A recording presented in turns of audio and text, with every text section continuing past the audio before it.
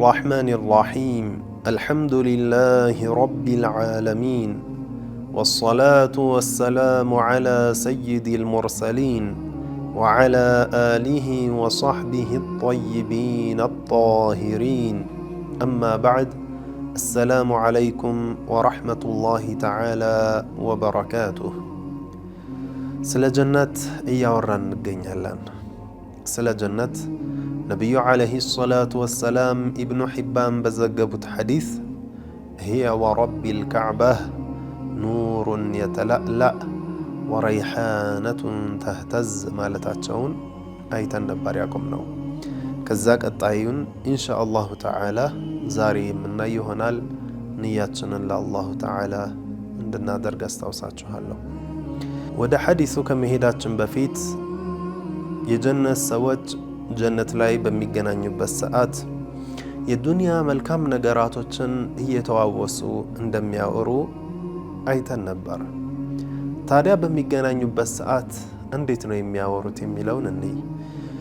ነብያችን አለይሂ ሰላቱ ወሰላም በሐዲሳቸው የጀነት ሰዎች በምን ቋንቋ እንደሚያወሩ ነግረውናል። ይህ ቋንቋ የተከበረውና የተላቀው ቋንቋ ቁርአን የወረደበት ቋንቋ አረብኛ ነው። በአረብኛ ነው እርስ በርስ የሚያወሩት። በዱንያ ላይ አረብኛ የሚያቅም ይሁን የማያቅም ይሁን ጀነት ውስጥ አላሁ ተዓላ ያሳውቀዋል። ያ ብቻ አይደለም፣ የጀነት ሰዎች يذكرون الله ويسبحونه ويقرؤون القرآن የጀነት ሰዎች ዚክር ያደርጋሉ፣ ተስቢሕ ያደርጋሉ፣ ቁርአንም ይቀራሉ። ጀነት ውስጥ እንዲህ አይነት ኒዕማዎች አሉ። ሁሌም ከምላስ የሚወጣው መልካምና ጥሩ ንግግር ብቻ ነው። ወደ ሐዲሳችን በምንመጣበት ሰዓት ነብዩ አለይሂ ሰላቱ ወሰላም ጀነትን ከወሰፉበት ሶስተኛው ሲፋ ምንድነው? ቀስሩ መሺድ። ነብዩ አለይሂ ሰላቱ ወሰላም ጀነትን የወሰፉበት ሶስተኛው ባህሪ ቀስሩ መሺድ ነው። ምን ማለት ነው? ወቀስሩ መሺድ ማለት ጀነት ውስጥ ቁሱሩን ዓሊየቱን ሙርተፊዐቱን ፊል ሀዋእ እጅግ በጣም ረዣዥምና በዱንያ አገላለጽ ሰማይ ጠቀስ የሚባሉ ውብ የሆኑ ህንፃዎች አሏት። ይህንንም ይበልጥ ግልጽ የሚያደርግልን ሐዲስ ነቢዩ ዓለይሂ ሰላቱ ወሰላም በሌላ ሐዲስ ተናግረዋል። ምን ብለውናል? أن للمؤمن في الجنة خيمة من لؤلؤة مجوفة واحدة. سبحان الله.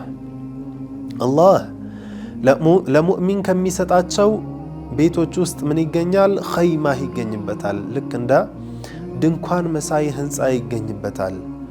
ያ ህንፃ የሚሰራው ከምንድነው? ሚን ሉእሉአቲን ሙጀወፈቲን ዋሂዳ ከአንድ ሉእሉእ ነው።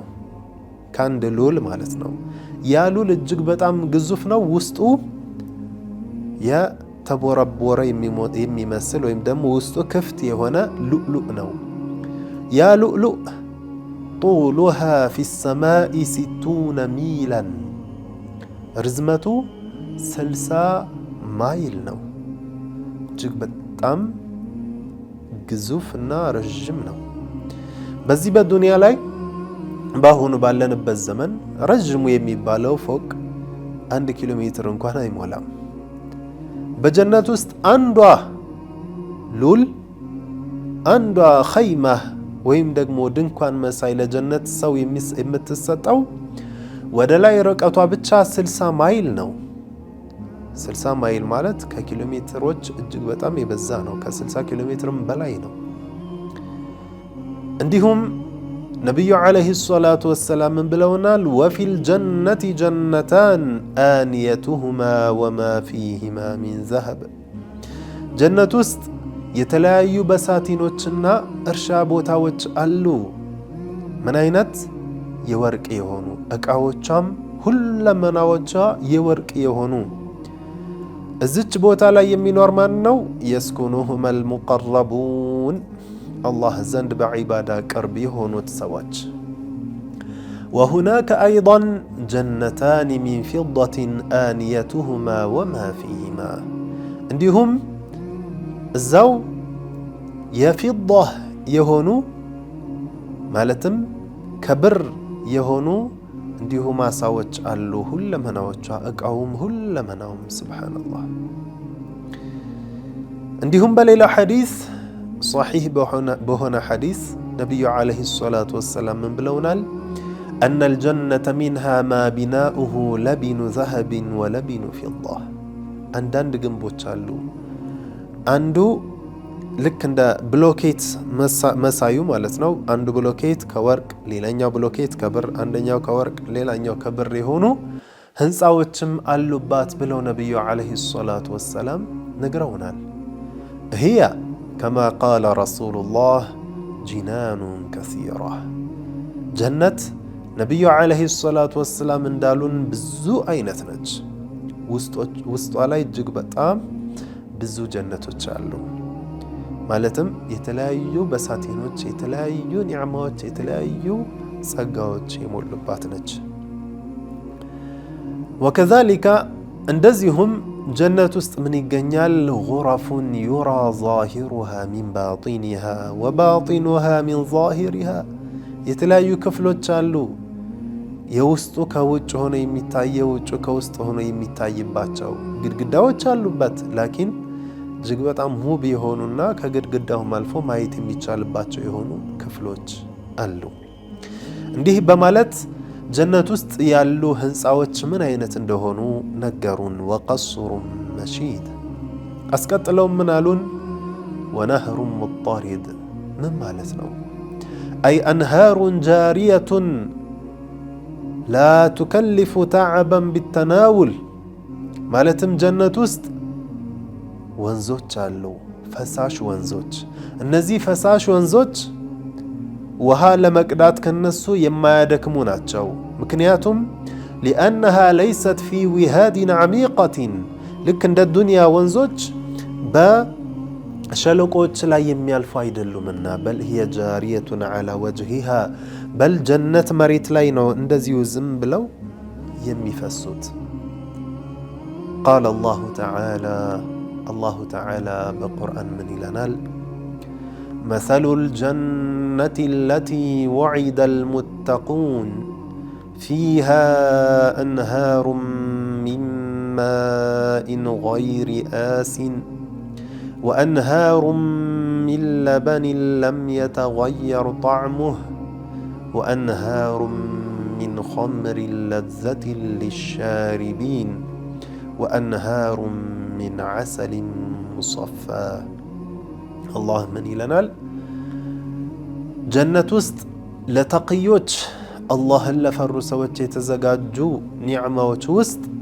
ወንዞች ይገኛሉ من ماء غير آس ያ የጀነት ውሃ እንደ ዱንያ ውሃ ያልሆነ وأنهار من لبن لم يتغير طعمه እንዲሁም ሁለተኛው የወተት የሆነ ወንዝ ነው ጣዕሙ የማይቀየር እጅግ በጣም ጣፋጭ وأنهار من خمر لذة للشاربين ሶስተኛው ደግሞ የኸምር ወንዝ ነው ለጠጪዎች ጥፍጥና እንጂ ራስ ምታት ሆነ ስካር የማያመጣ وأنهار من عسل مصفى እንዲሁም ከወለላ ማር የሆነ ወንዝም አለ በማለት አላሁ ተዓላ በሱረቱ ሙሐመድ ይነግረናል በዱንያ ላይ ያለ ወንዝ ውሃው እንደምናቀው ቆሻሻ ነገር ይነካዋል የተለያዩ ነገራቶች ያጋጥሙታል ላኪን የጀነቱ ውሃ እንደዛ አይነት አይደለም እንዲሁም ወተቱም በቁርአን ላይ የተጠቀሰው ልክ በዱንያ ላይ እንስሳዎች የሚታለቡት ወተት አይደለም በል እጅግ በጣም የሚጣፍጥ የሆነ የማይቀየር የሆነ ወተት ነው ኸምሩም ልክ እንደ ዱንያ ኸምር የሚያሰክር ወይም ደግሞ አቅልን የሚወስድ አይደለም ራስ ምታትም የሚያስከትል አይደለም ጣፋጭ ያልሆነ ወይም ደግሞ መራራ የሆነና ሽታውም የሚከረፍ አይደለም እነማ ጣዕሙም በጣም የሚጣፍጥ ከማርም የበለጠ የሚጣፍጥ የሆነ ነው። ኢነማ ጣዕሙ የሚጣፍጥ አቅልን የማይወስድ ለዘቲን ሊሻሪቢን የሆነ ለጠጪው እጅግ በጣም ለዚዝ የሆነ ነው። እንዲሁም የጀነት ማር እንደ ዱንያ ማር ንብ የምታወጣው አይደለም። ኢነማ ከዛ የበለጠ እጅግ በጣም የሚጣፍጥ አላህ ለጀነት ሰዎች ያዘጋጀው የሆነ ማር ነው። እዚህ ላይ የምናየው ምንድነው? በዱንያ ላይ ያሉ አንዳንድ ነገራቶች ጀነት ላይ አሉ ተብለን ቢነገረን የስም መመሳሰል እንጂ ሲፋቶቻቸው እጅግ በጣም የተለያዩ መሆናቸውን ነው። ከዛ ሳስቀጥለው ነቢዩ ዓለይሂ ሰላቱ ወሰላም ምን አሉን? ወፋኪሀቱን ነዲጃህ እጅግ በጣም የሚጣፍጡና የበሰሉ የሆኑ ፈዋኪሆች ያሉባት ነች። እነዚህ ፈዋኪሆች ነፍስ የምትፈልጋቸው እንዲሁም የበሰሉና የደረሱ ናቸው። ፈዋኪህ ብቻ አይደለም ጀነት ውስጥ ያለው፣ በል ፊሃ ጡዩሩን ወገነም አእዋፋትና እንዲሁም በጎችም ይገኛሉ ጀነት ውስጥ። ወቀድ ወረደ عن رسول الله صلى الله عليه وسلم أنه قال إنك لتنظر إلى الطير في الجنة فتشتهيه فيخر بين يديك مشويا. نبي عليه الصلاة والسلام منالون يجنة سو جنة استقج بلو ودلاي بمملكة بسات أوافات يبرروا يملكتال ከዛም አንደኛዋን ይመኛታል ለመመገብ። ሲመኛት ወዲያውኑ የተጠበሰች የሆነችና የበሰለች ሆና ፊቱ ጋር ትቀርብለታለች። ከዛስ ثم بعدما يأكله ያንን ጣይር ከተመገበ በኋላ ወዲያውኑ አላሁ ተዓላ እንደነበረው ይመልሰውና ከሱ እየበረረ ዞሮ ይሄዳል። እንዲህ በማለት ነቢዩ ዓለይሂ ሰላቱ ወሰላም የጀነት ምግቦች ነግረውናል። ፈዋኪህ ብቻ ሳይሆን ጡዩሮችም አሉ፣ ገነሞችም አሉ። ከዛስ ምን አሉን?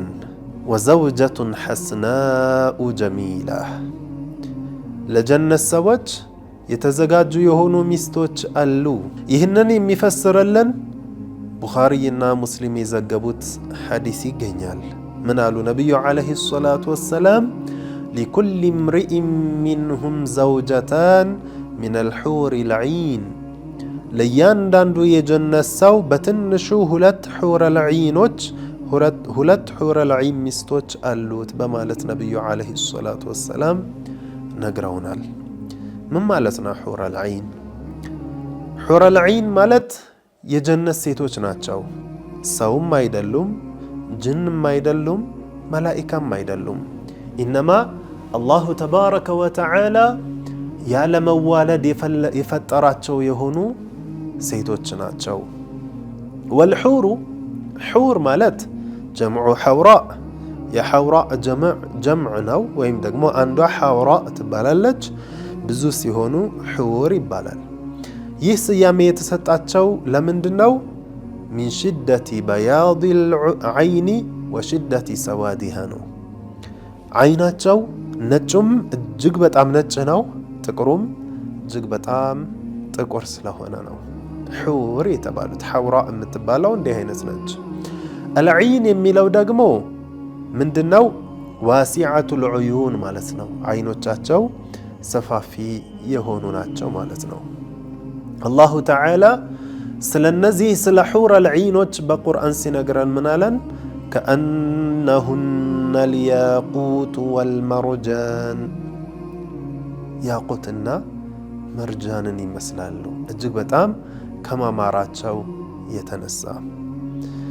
አንዷ የጀነት ሴት ሑረል ዒን የአጥንቶቿ ጥራት የተነሳ ከቆዳም ጥራት አልፎ አጥንቶቿ እጅግ በጣም የጠሩ ስለሆኑ ምን አሉ ዑለማዎች?